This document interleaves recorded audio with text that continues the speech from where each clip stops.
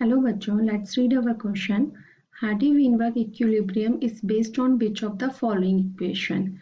तो ये सारे आपके ऑप्शंस हैं, तो इन ऑप्शंस में हमें देखना है कि हार्डी-विनबर्ग इक्विलिब्रियम मैथ्स की किस इक्वेशन पर बेस्ड है। तो इसका जो की कंसेप्ट है वो है हार्डी इक्विलिब्रियम। हार्डी विनबर्ग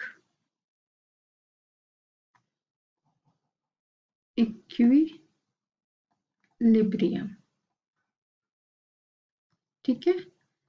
तो हार्डी विनबर्ग इक्विलिब्रियम जो दिया गया था, अब इसकी हम बात कर लेते हैं। ये किसके लिए दिया गया था? ये दिया गया था जीन के लिए, ठीक है, जिसमें कि उन्होंने कहा था कि is it not evolving, evolve नहीं होगा, लेकिन और ये जो एलिल फ्रिक्वेंसी है will stay same across generation, allele frequency आगे जनरेशन में will stay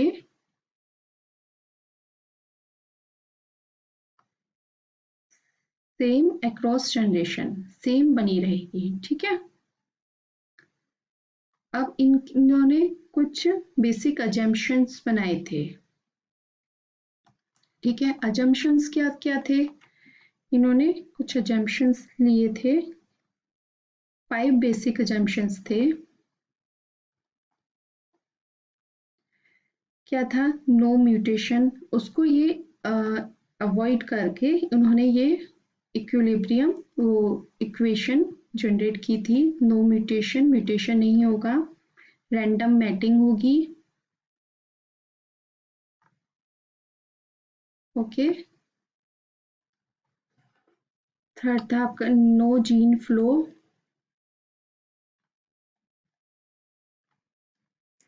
infinite population size,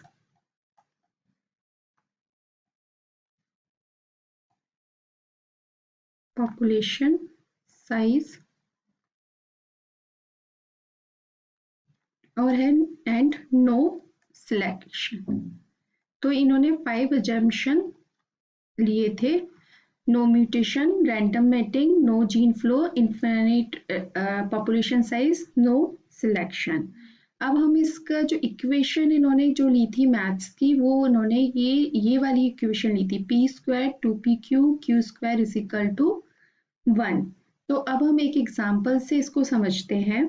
इन्होंने एक एग्जाम्पल जैसे पॉपुलेशन ऑफ बीटल की ले लेते हैं, ठीक है। लार्ज पॉपुलेशन ऑफ बीटल की ली हमने, उसमें हमने इसके 2 कलर्स ले लिए, एक है डार्क ग्रे और एक है लाइट ग्रे, ठीक है।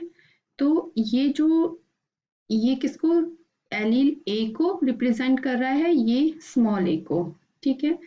तो अब जो मतलब आपका जो बनेगा ए स्मॉल ए, ये तो क्या होंगे, डार्क ग्रे होंगे, ठीक है। और ये जो स्मॉल ए होगा खाली, वो क्या होगा, लाइट ग्रे होगा, ओके।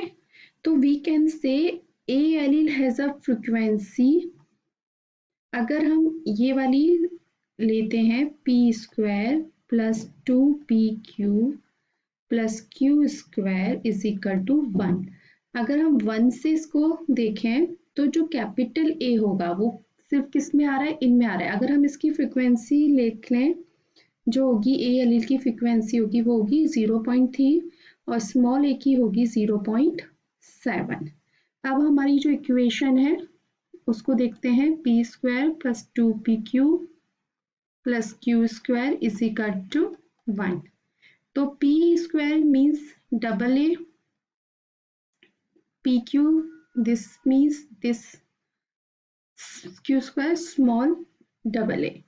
अब हम देखते हैं p square is equal to क्या है आपकी फ्रिक्वेंसी एलील की 0.3, तो 0.3 हमने स्क्वायर में लिया इज इक्वल टू 0.09। तो आपकी क्या फ्रिक्वेंसी हो गई, ये 9%, क्या हो गया ये, डबल ए, ठीक है। उसके बाद अब आते हैं इसके लिए टू पी क्यू,